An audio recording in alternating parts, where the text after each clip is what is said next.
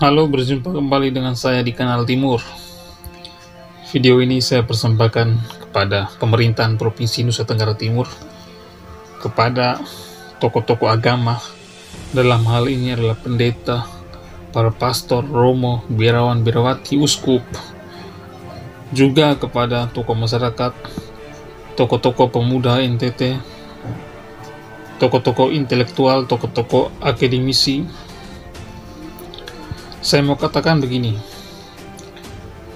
saya memang tidak memiliki cukup bukti yang mengatakan kalau HTI itu sudah ada di NTT. Organisasi-organisasi intoleransi, organisasi-organisasi yang bertentangan dengan Pancasila itu sudah masuk dan menyusupi NTT. Saya memang tidak cukup memiliki bukti, tapi berkaca pada tahun lalu yang kejadiannya di Maumere, salah seorang mahasiswa beragama Katolik yang kuliah di salah satu kampus swasta di Maumere dinyatakan terpapar HTI, Hizbut Tahrir Indonesia. Saya juga heran kenapa mahasiswa yang beragama Katolik ini mau kuliah di kampus swasta yang bukan merupakan kampus swasta Katolik. Dan dia sudah terpapar, dan sampai dengan saat ini kita semua tidak tahu kejelasan masalah ini, persoalan ini seperti apa. Apakah memang sudah selesai persoalannya, mahasiswa tersebut mungkin sudah direhabilitasi atau seperti apa, kita juga tidak tahu perkembangannya sampai sekarang ini, karena memang minim sekali informasi yang berkaitan dengan hal-hal seperti ini. Dan juga pernah kejadian tahun lalu, kalau tidak salah di Kupang, ada anak-anak kecil, anak-anak di bawah umur yang dalam tanda kutip dimurtadkan oleh salah satu tokoh agama dan masuk ke agamanya. Ini sangatlah berbahaya bagi keberlangsungan toleransi di NTT. Memang kita akui bahwa Undang-Undang Dasar 45 menjamin setiap warga negaranya untuk berhak memilih agama dan atau kepercayaannya sesuai dengan keyakinannya, bukan malah dipaksakan atau diiming-imingi sandang pangan papan kemudian masuk ke agama lain. Artinya bahwa kalau saya mau pindah agama itu berdasarkan keyakinan dari dalam diri saya, bukan adanya paksaan. Sekali lagi, bukan adanya unsur paksaan dari pihak manapun, apalagi pihak tersebut mengiming-imingi saya dengan sandang pangan papan atau uang atau dan lain-lain sebagainya. Dan ini sangat berbahaya sekali. Yang menjadi pertanyaan saya di sini adalah, di manakah pemerintahan Provinsi Nusa Tenggara Timur saat ini? Bagaimana menghadapi ancaman intoleransi dan ekstremis seperti ini, radikalisme seperti ini?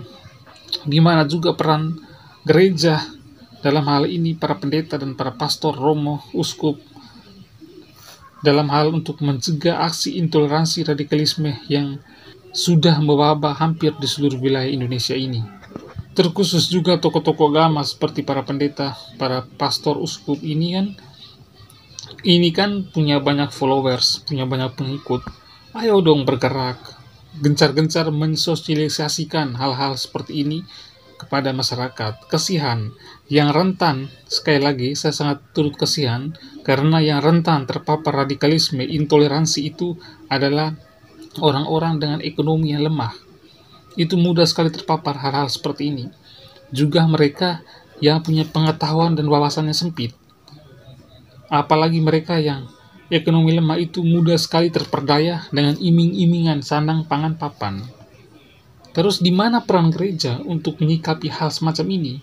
Apakah kita menunggu dulu ada satu kejadian buruk yang menimpa NTT, baru kita bergerak, ataukah kita mencegah sedini mungkin? Dan juga kepada para tokoh-tokoh muda NTT. Sepertinya tokoh-tokoh muda NTT saya lihat ini tidak begitu merespons hal-hal yang berkaitan dengan radikalisme dan intoleransi. Perlu saya ingatkan bahwasanya aksi intoleransi dan radikalisme ini sudah mewabah ke semua daerah di Indonesia. Jadi dia juga sudah masuk ke provinsi-provinsi yang dalam tanda kutip masyarakatnya bermayoritas beragama Kristen. Dan ini sangat berbahaya bagi keberlangsungan hidup kita sebagai masyarakat NTT yang majemuk dan toleransi. Kita boleh saja toleransi. Kita dikenal sebagai provinsi toleransi, tapi toleransi yang mana dulu? Jangan sampai toleransi yang kebablasan. Artinya bahwa siapapun yang datang ke NTT, atau siapapun orang NTT yang baru datang ke NTT setelah lama dia merantau di luar NTT, itu perlu disaring. Jangan sampai mereka ini masuk membawa dengan paham-paham yang bertentangan dengan Pancasila, yang bertentangan dengan nilai-nilai adat istiadat setempat masyarakat NTT. Bukan hanya penyakit saja yang kita perlu cek, tapi juga pemahaman mereka itu. Memang sih HTI itu sudah dibubarkan oleh pemerintah. Organisasinya sudah dibubarkan dan segala macam atributnya itu sudah dilarang beredar di Indonesia. Tapi bukan berarti ilmunya itu hilang. Walaupun organisasinya sudah hilang, organisasinya sudah dihapuskan, dibubarkan, namun ilmunya itu tentang HTI atau tentang intoleransi dan radikalisme itu terus mengakar, sudah tersimpan di dalam otak para pelaku itu, dan kapan saja dan di mana saja mereka siap untuk mensosialisasikan paham-paham mereka yang bertentangan dengan Pancasila. Lalu di mana peran kita sebagai anak muda NTT? Kita sepertinya, terkhususnya anak-anak muda NTT ini, kurang peka melihat hal-hal seperti ini. Saya katakan sekali lagi, jangan sampai terjadi sesuatu masalah yang besar baru kita mulai bergerak. Itu sudah terlambat. Sekali lagi, untuk anak-anak muda NTT, baik dari anak-anak muda Protestan maupun anak-anak muda Katolik, atau kita istilahkan dengan OMK misalnya, jangan hanya aktif dalam bermain bola, aktif dalam kegiatan naik gunung.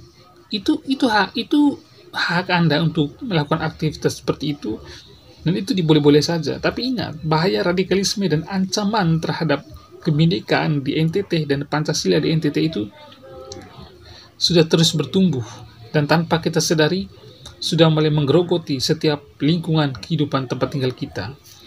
Dan yang mudah terpapar dengan paham-paham seperti ini bukan hanya orang yang ekonomi lemah, orang yang ekonominya pas-pasan, orang yang berintelektual juga bahkan bisa terpapar dengan hal-hal seperti ini. Jadi tolong tokoh-tokoh muda NTT, tokoh-tokoh masyarakat, kaum intelektual, tokoh-tokoh pemerintah, tokoh-tokoh agama lagi, supaya disarankan untuk selalu menjaga NTT ini, gencar-gencar untuk mensosialisasikan tentang bahayanya intoleransi radikalisme dan bahayanya paham-paham yang bertentangan dengan Pancasila dan yang tidak sesuai dengan adat dan kebudayaan masyarakat setempat. Tolong, ini sangat penting sekali. Jadi saya mohonkan kepada kita semua yang menonton video ini untuk men-share video ini sebanyak-banyak ke tetangga kita, ke kepala desa kita, ke warga kita sekitar, supaya video ini bisa tersebar sampai ke pemerintah, dan pemerintah beserta tokoh agama bisa segera untuk mengkampanyekan hal-hal semacam seperti ini. Gereja harus berperan aktif. Sekali lagi, gereja dan tokoh pemuda harus berperan aktif, pemerintah harus berperan aktif. Itu saja yang bisa saya sampaikan. Mudah-mudahan ini bisa ditanggapi serius oleh semua masyarakat NTT untuk menjaga NTT, untuk terus aktif sosialisasi untuk menjaga Pancasila dan nilai-nilai kebudayaan yang ada di wilayah Nusa Tenggara Timur. Terima kasih dan sampai jumpa pada kesempatan selanjutnya.